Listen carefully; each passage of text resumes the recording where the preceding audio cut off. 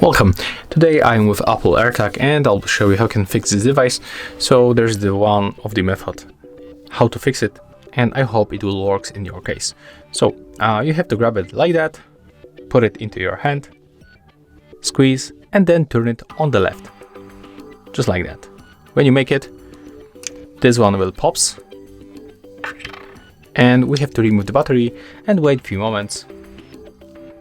After that time, we can put back the battery, and here, if you wonder what is inside, here you can find the model number of this device, and also the model of the battery. So here we got the CR2032. Let's put back the battery.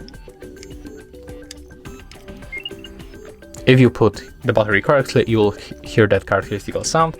Next, we have to put those things right here into those places. So let's make it just like that. And if you put it correctly, it will look like that. Next, you have to squeeze it another time and turn right now to the right.